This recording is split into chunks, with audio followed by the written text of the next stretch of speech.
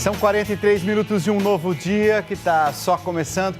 Uma convidada muito especial, a Luciene Balbino. Ela é jornalista, escritora, poeta, dramaturga e conferencista. Nasceu em São Paulo, atualmente ela vive em Portugal. E é com ela que eu vou falar nesse momento, porque ela lançou um livro em 2020, na verdade uma biografia, um driblador da vida, a história de Ryan, um menino que amava o futebol, pela editora Vento Forte. É esse livro maravilhoso aqui, que faz um sucesso gigantesco e em janeiro também lançou o seu terceiro livro infantil, janeiro de 2020, O Melhor Abraço do Mundo. Ser diferente faz parte da natureza que aborda a inclusão. Tá aqui, ó, é esse livro aqui, todo ilustrado, lindíssimo, para as nossas crianças e também para os nossos adultos, viu?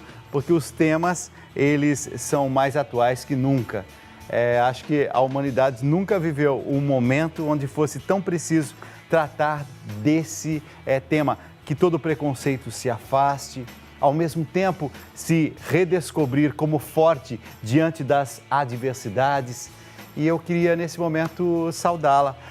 Luciene Balbino, seja muito bem-vinda, muito bom dia.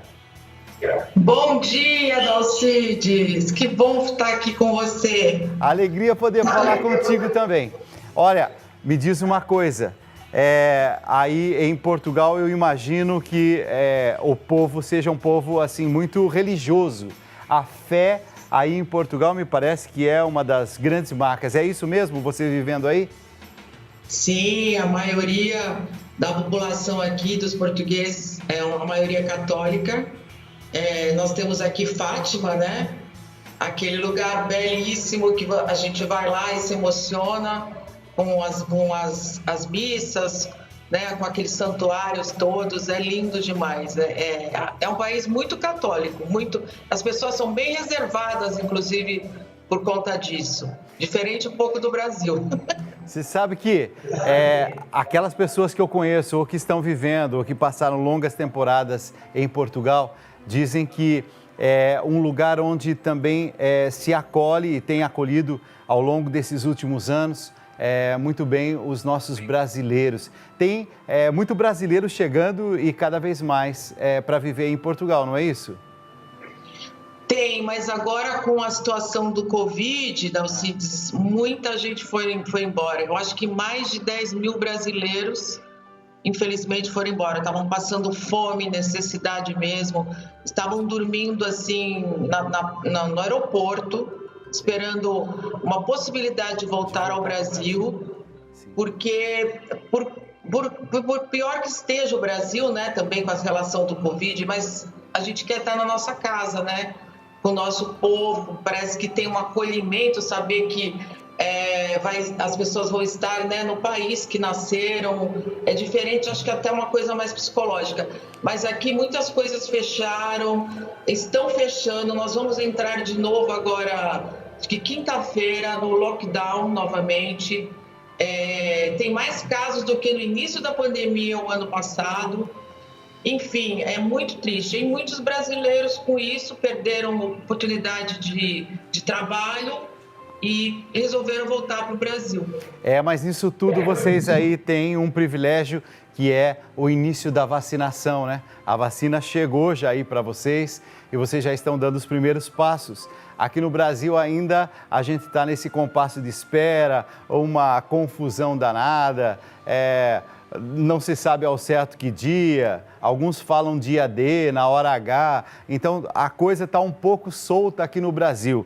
Então reza também aí pelo nosso, aí em Fátima, o dia que você for, pede a Nossa Senhora que cuide do nosso povo brasileiro. A gente está bastante abandonado, a sensação que eu tenho que a gente está bastante abandonado, a gente não sabe bem ao certo o que é que vai acontecer. Você escreveu um livro maravilhoso e esse livro não é à toa que tocou o coração de muita gente muito conhecida no Brasil. Eu vi aqui tem Leci Brandão, eu vi que o ex-jogador Neto também fez um comentário sobre o seu livro, a Mara Gabrilli, senadora. E esse livro, por que é que você se interessou tanto pela história do Ryan? Olha, eu fui convidada pelo Facebook, né, pelo pai dele, o Moisés, a escrever o livro.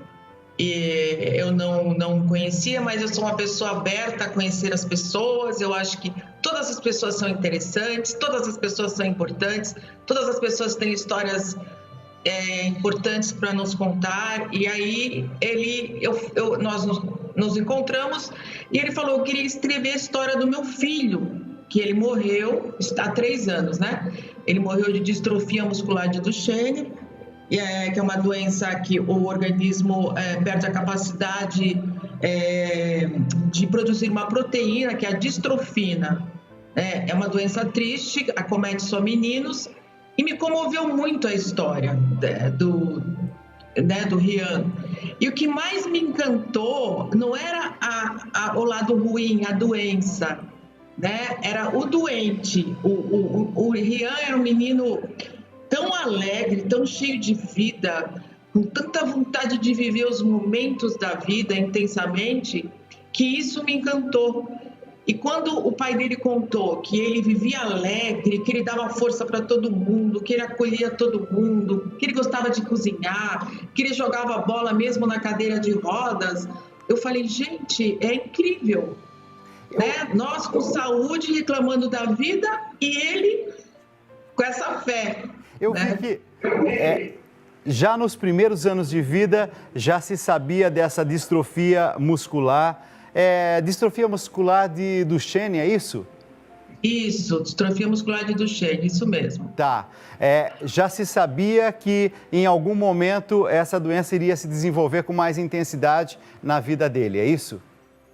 É um diagnóstico difícil, Dalcides, porque existem muitas doenças, né, que acometem o músculo, né, muitas doenças musculares em crianças. Sim. Mas ela é um pouco assim característica, pelo que eu pude perceber. Eu entrevistei a doutora Bernadette Duarte, que é do HC, que é uma especialista nessa área e cuidou do Ryan, e ela me contou que não é difícil perceber muito, porque a criança não consegue andar, começa a sentir muitas dores, os pezinhos começam a ficar tortos, né? A criança tem uma dificuldade maior em ficar sentado, diz que ele sentava e caía para trás. Isso com uma criança de 6 meses que já senta, né, 7 meses, cada um tem o seu tempo, mas ele não andava, tinha dificuldade de se manter em pé, e aí tinha alguma coisa errada.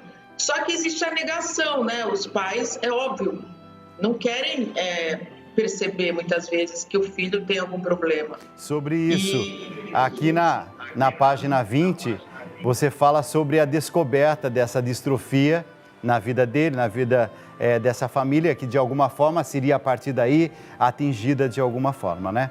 E você diz assim que a pergunta que não queria calar era algo sério ou teria cura com o tempo?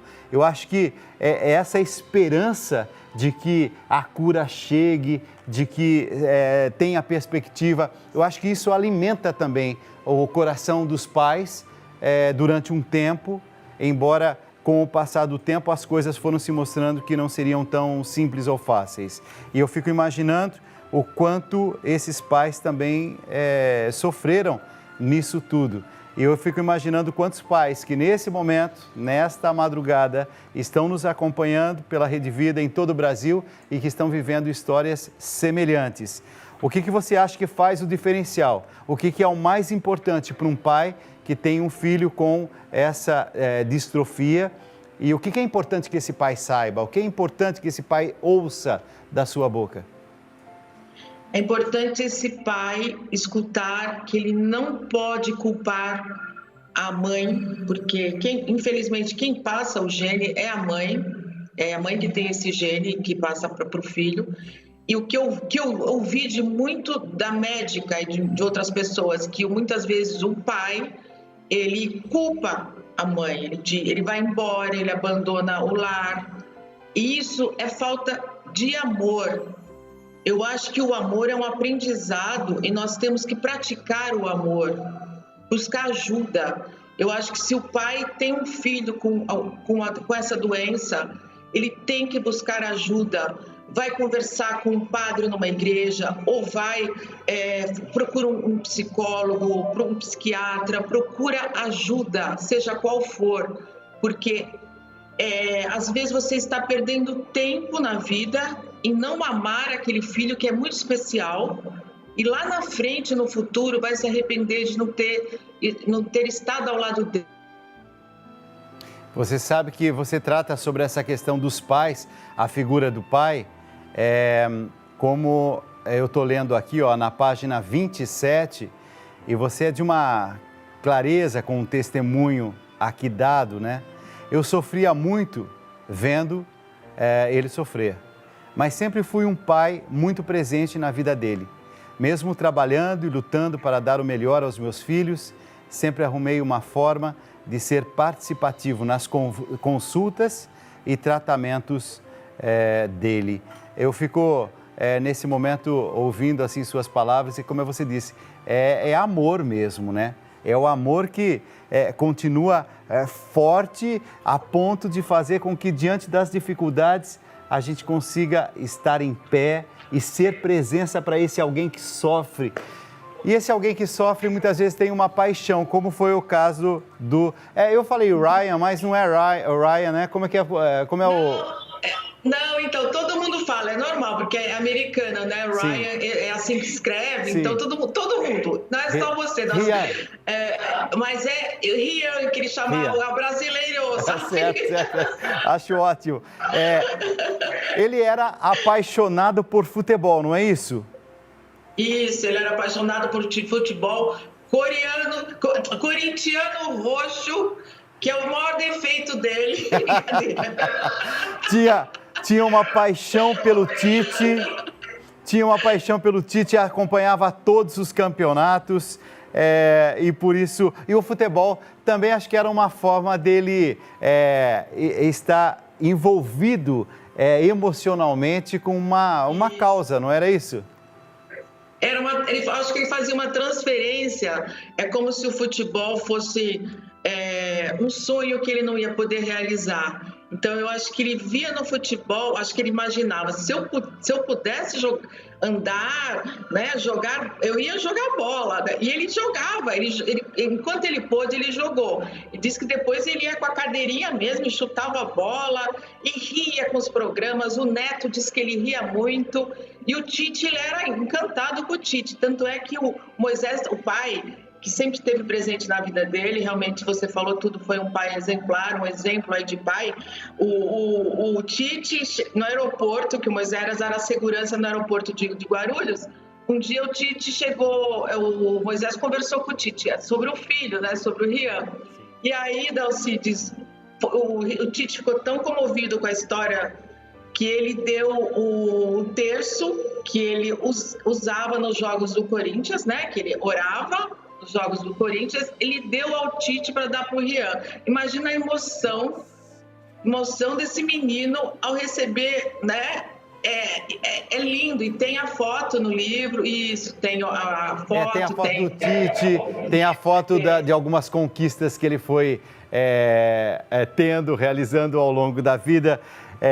Eu queria, assim, te perguntar mais uma coisa. Voltando à pergunta minha no início do programa, agora que o nosso telespectador em todas as partes do Brasil, tem gente que nos acompanha, inclusive tem gente que nos acompanha aí de Portugal, olhando novamente para esse nosso personagem que tem uma história e ao mesmo tempo é uma história real, é uma história de luta, mas com esse sorriso bonito aí. Por que é que um dia você quis escrever a história de um menino com uma distrofia e que aos 15 ou 16 anos falece, né? Morre, mas você diz, não, essa história precisa ser contada. Por que essa história precisa ser contada? Precisa ser contada porque eu sou apaixonada, fascinada pelas histórias de pessoas que são resilientes, de pessoas que se reinventam e que não têm medo da vida e que vivem a vida intensamente. E eu pensei, esse livro vai ajudar pessoas que estão querendo desistir da vida, que acham que a vida não vale a pena, que a gente tem que parar de lutar. E não, o que me moveu a escrever esse livro é mostrar para as pessoas que a vida vale a pena, que a gente tem que lutar. E que por mais problemas que nós tenhamos, nós temos que ter fé, nós temos que acreditar em Deus, acreditar que as coisas vão melhorar. E melhoram sim. Eu acho que ele viveu com dignidade e mostrar também que a vida deve ser vivida com dignidade, com respeito, com amor. Ele, no dia da morte dele, ele disse pro irmão, o irmão dizia que ele era a cabeça, o Vitor, o irmão dizia que o Rian era a cabeça dele e o Vitor eram os pés do Rian. Olha que bonito isso. Muito lindo. E ele disse, muito lindo. E ele disse para o irmão: a mamãe não vai conseguir chegar a tempo, eu vou partir. Até me emocionou muito escrever isso, foi muito difícil. É uma história. Foi doloroso escrever esse livro, viu? É uma história. Sem a mãe se despedir dele, não deu tempo. É uma história muito, assim, forte, intensa. Eu pude ler esse livro, eu fui rabiscando o livro todo aqui, naquilo que eu ia encontrando, aquilo que ia me chamando mais a atenção. É realmente um primor. É da editora Vento Forte. Eu quero te agradecer. Eu vi, Luciene, que apareceram aí alguns contatos, mas tem também, seu Instagram. Eu vou pedir para que todos aqueles que estão nos acompanhando, se interessaram por essa história, querem conhecer um pouco mais, inclusive do seu trabalho, que pudesse, nesse momento, passar aí a te acompanhar pelas redes sociais. Eu quero te agradecer. Muito obrigado por estar com a gente, muito obrigado por trazer essa mensagem, tudo que a gente precisava. À 1h da manhã, nesse nosso programa Conta Comigo, o que você fez foi contar uma história e dizer assim, essa história não é só do Rian, não. Essa história pode ser a história de cada um de nós, de superação nas nossas dificuldades, olhando para frente, enfrentando as nossas lutas. Quando for a Fátima, leve, por favor, as nossas intenções, nossos pedidos. Muito obrigado, meu anjo. Com certeza. E eu deixo, muito obrigada, eu sou tua fã há muitos anos. Eu acho você uma pessoa tão assim, interessante como ser humano, sabe? Tão humano, tão coração. Amém. Sou muito grata por participar do programa. Era um sonho que eu estou realizando. Obrigado pelo seu carinho. E eu tenho também O Melhor Abraço do Mundo, que é um livro de inclusão, se as pessoas quiserem. Está no Brasil e em Portugal também, viu, Dalcides? O Melhor Abraço do Mundo. Isso. Então, aqui está a capa do livro. Eu vou pedir o seguinte... se alguém quiser, também é pela mesma editora? Não, essa é a Delivros, mas está na livraria Martins Fontes também. As pessoas podem comprar até online também. Ótimo. Então, olha lá, já está aparecendo aí, www.martinsfontespaulista.com.br. Pronto. Olha, muito obrigado. Sinta o nosso carinho, o nosso abraço. Luciane, que Deus te abençoe hoje sempre. Muito obrigado mesmo. Que Deus te abençoe. Obrigado, viu? Obrigada. Tchau. Tchau.